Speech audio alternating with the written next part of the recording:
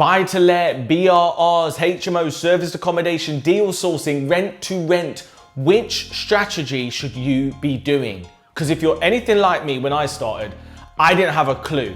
And the more I learned, the more I was fascinated, but the more complicated the decision became. So in this video, I want to give you 5 tips on how to choose the best strategy for you.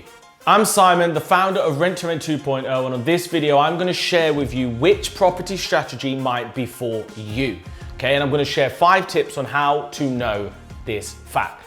Tip number 1, okay, is you've got to reverse engineer your decision. And that always needs to be based on your end goal. So rather than choosing the property strategy that you think is best for you and then trying to mold that to your goal, think of your goal first, okay? Then look at the strategies that are available to that and your funds, etc. And then choose the strategy. Because for me, a lot of people are a little bit too choosy and you may not have that luxury. Because for me, I just wanted to get financial independent today. So first thing to do is establish your goals and reverse engineer them. The second thing to do is you're going to need to be honest with yourself about how much money you've actually got to invest. It is pretty pointless you talking about doing big, sexy, massive apartment purchases if you've got $1,000 in the bank. Disclaimer could be, well, how about maybe, Simon, you can find finance. But yeah, if you're brand new, you've got no experience and you've only got $1,000, you're really going to need to make sure that you get educated. And I would advise starting with a simpler strategy. Okay, so be honest with the amount of money you've got. If you've got no money, it's probably going to be deal sourcing. If you've got, 5, 10, 15, 20, it's probably going to be rent to rent. If you've got a bit more than that, then you can start looking into BRRR. But top tip, if you've only got enough for one buy-to-let or one purchase, then what happens? It's literally going to take you a year to go through that recycle BRRR process. So if your aim is to get cash flow and get out of work quickly, then you might want to put that 50 grand into rent to rents to get the cash flow. The third thing is time. I'll be honest with you, rent to rent as a business, it doesn't need to be time consuming at the beginning, but once you get 5, 6, 7, 8, 9, 10 units, it's going to become more time consuming. So if you don't really want to invest much time, you might just want a hands-off investment where you buy a single let, put a family in and let and forget.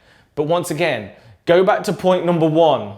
Go back to point number 1, because if your goal is $5,000 in 6 months, that's not going to achieve that. And your goals have to come first. Number 4 is whenever you're in the world of property investment, credit rating is king.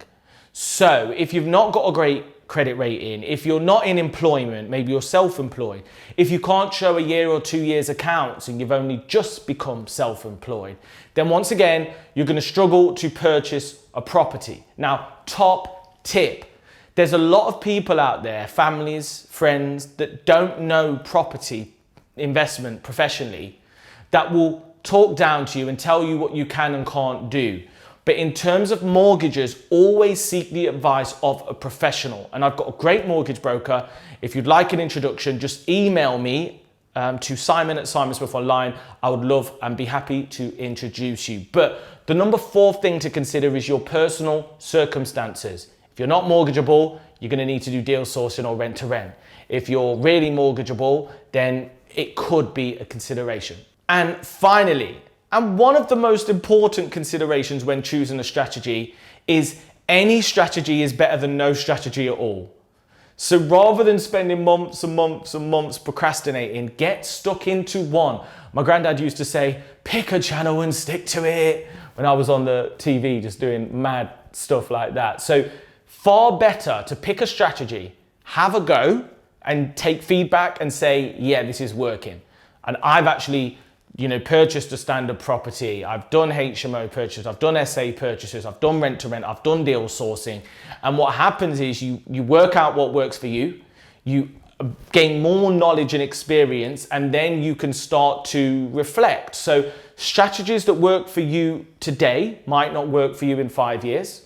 And strategies that don't work for you today could be excellent in 5 years. So I hope you found that useful. If you've got any questions, I actually offer a free discovery call where we can have a chat and I might be able to help you or point you in the right direction as to what strategy might be for you.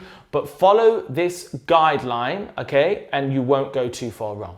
If you found this useful, all I ask is that you hit the subscribe button. That's not much to ask, is it? And I'll see you in the next video.